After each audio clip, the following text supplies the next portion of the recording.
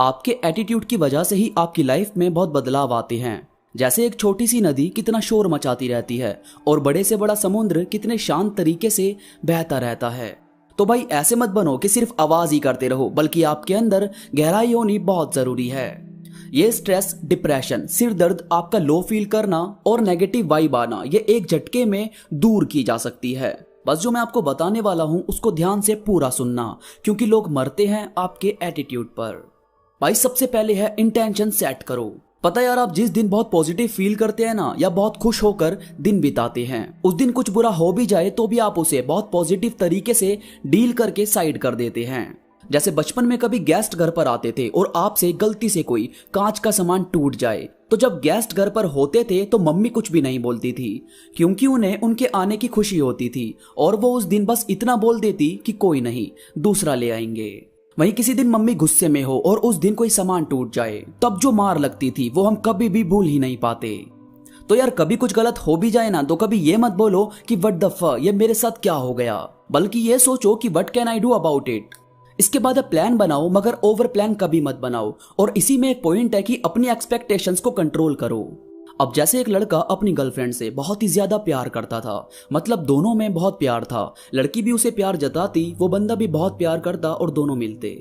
तो लड़की जो थी वो अपने घर से अलग रहती थी, मतलब अलग रूम लेकर कहीं दूसरी जगह रहती थी। तो ये कभी कभी उससे मिलने वही रूम पर चला जाता था। तो एक दिन क्या हुआ कि ये बिना कॉल करे डायरेक्ट उसके रूम पर चला गया। अब वहां गया तो वहां बाहर किसी के शूज पड़े हुए थे। इसने डोर बेल ये सोचकर नहीं बजाई कि कहीं इसके घर से कोई आया ना हो। इसने सिर्फ विंडो से झांक कर देखा तो वो लड़की किसी और लड़के के साथ वैसा ही कर रही थी जैसे कोई लड़की अपने बॉयफ्रेंड के साथ करती है।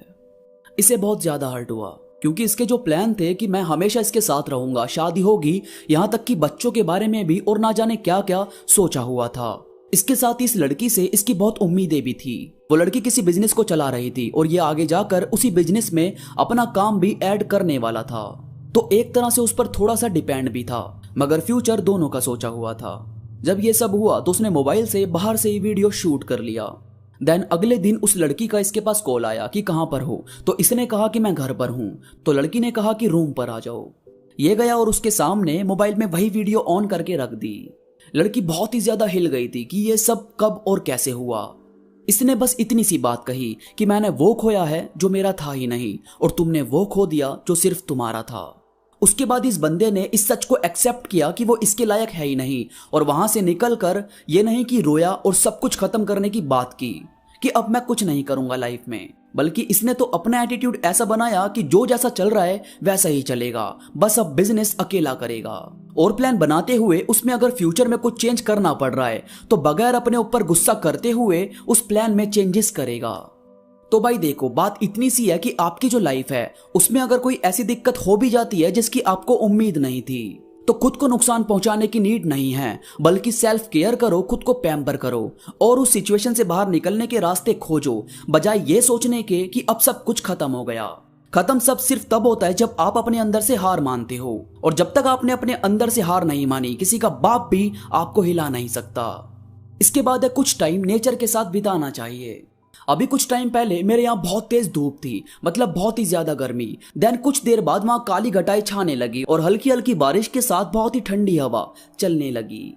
तभी मैंने देखा कि सब अपने घर की छतों पर आ गए, सब मौसम का मजा ले रहे हैं। तो भाई नेचर में बहुत पावर होती है, वो आपके मूड को सेकंड में चेंज कर देता है। तो रोज सुबह एक्सरसाइज करो और कुछ टाइम नेचर के साथ बिताओ, और प्लीज अपने आप को इस चीज का एहसास करवाओ कि कुछ भी हमेशा नहीं रहता, ना दर्द ना गम ना ही कुछ और चीज। अभी जो आपकी लाइफ में है जिसकी वजह से आप दर्द से गुजर रहे हो, कल इसी चीज को सोचकर बोलोगे कि यार ऐसे भी दिन थे। तो यार कभी भी मन को दुखी मत होने दिया करो, जिंदगी हर एक सेकंड में बदलती रहती है। दोस्तों उम्मीद करता हूँ ये बातें आपको बहुत पसंद आई होगी। ये चीज आपके अंदर पॉजिटिव एटीट्यूड को बढ़ाने में हेल्प करेगी। वीडियो पसंद आई हो तो लाइक करो और कमेंट करके मुझे जरूर बताओ।